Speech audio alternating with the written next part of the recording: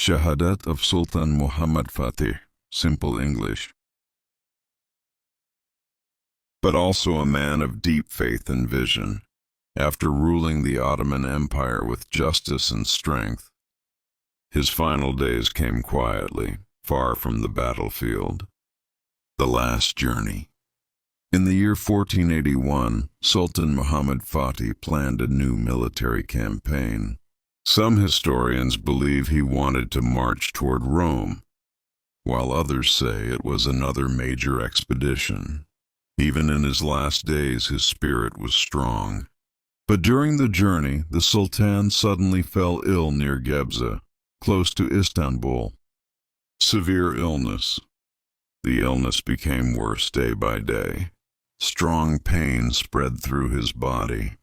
Despite this, he continued to give instructions to his commanders and advised his son, Prince Bayezid, to rule with justice and fear of Allah. He said softly, "Power is temporary.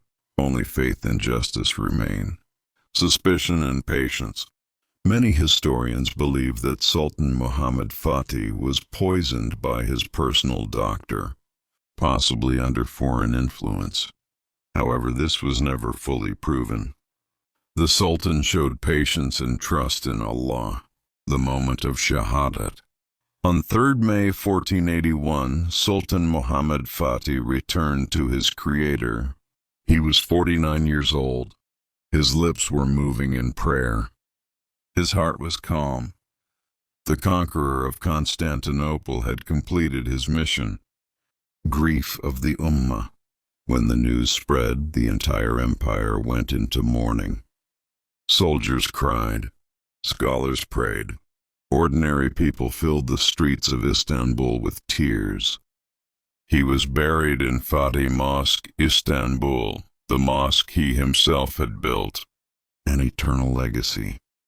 Sultan Muhammad Fateh left behind more than land and power.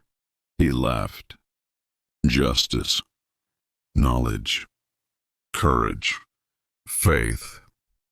History remembers him not just as a king, but as a mujahid scholar and visionary leader. Part 1. The Child of Prophecy. Chapter 1. A Sky Written in Fire. The night sky above Samarkand burned with unfamiliar stars. Old men whispered that the heavens were restless. Scholars watched the constellations with furrowed brows. In the narrow streets, mothers clutched their children closer, while soldiers tightened their grips on rusted spears. Something had shifted in the world, though no one could yet name it. Inside the citadel, Ayla Khatun screamed. The midwife's hands trembled as she lifted the newborn boy into the lamplight. He did not cry immediately. His eyes opened, dark, focused, unnervingly aware. "A son," the midwife whispered, "and a storm with him." Outside, thunder cracked without rain. The child was named Iskandar ibn Rahman, born to a disgraced military commander and a woman whose lineage traced back to forgotten scholars of the Abbasid court. On the night of his birth, a comet carved the sky in two. Many would later swear they had seen it bend toward the west. Chapter 2. The Fallen Father. Rahman ibn Said had once stood among generals. Now he stood among shadows. Accused of treason after a failed border campaign, Rahman had lost everything: rank, honor, and the Sultan's trust. Only exile spared his life. Samarkand became both his prison and his refuge. When he held his son for the first time, Rahman felt something unfamiliar tighten in his chest. "This world devours the weak," he murmured. "If you live, you must become iron." From that day, Iskandar's childhood was not one of play, but of preparation. Chapter 3. Ink and Steel. By 7, Iskandar could read Arabic, Persian, and Turkic. By 10, he could ride without reins and strike a target at full gallop. Rahman trained him in the courtyard at dawn, while Ayla taught him poetry by night. Between sword and scripture, Iskandar learned that knowledge and power were twin blades, useless alone, unstoppable together. Yet the boy asked questions no child should. Why do rulers fear scholars? Why do empires rot from within? Why does Allah raise some men only to break them? Rahman had no answers, only warnings. Chapter 4. The Whispering Scholar. When Iskandar was 12, Sheikh Umar al-Balkhi arrived in Samarkand. Blind in one eye and sharp in the other, Umar was rumored to advise kings and bury tyrants. He asked for Rahman's son specifically. "The stars do not lie," Umar said, touching Iskandar's forehead. "This one walks toward blood and banners." Umar taught Iskandar history, not as dates, but as mistakes. "Empires fall," he said, "not when enemies attack, but when truth becomes dangerous." Those lessons would one day cost lives. Chapter 5. The First Betrayal. At 15, Iskandar witnessed betrayal for the first time. Rahman was summoned by the city governor under promise of pardon. It was a lie. Soldiers arrived at dawn. Ayla's scream echoed as Rahman was dragged away in chains. Iskandar tried to fight. He was struck down, tasting blood and dust.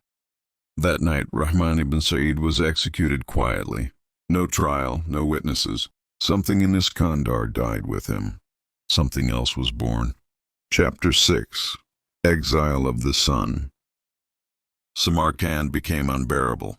With Sheikh Umar's guidance, Iskandar fled west, disguised as a caravan guard.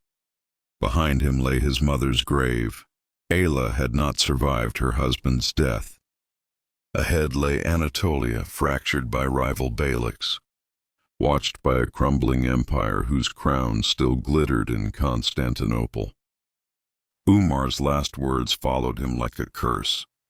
"You will serve no throne until a throne kneels to you." Chapter 7. The Road of Wolves. The road west was soaked in danger. Bandits, mercenaries, war refugees.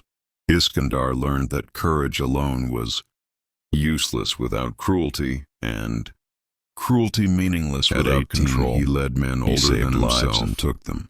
Each death hardened the crescent banners of Anatolia fluttered in the distance. At 17, he killed a man in fair combat, and Iskandar felt destiny tighten its grip. Chapter 8. A City That Watches the World.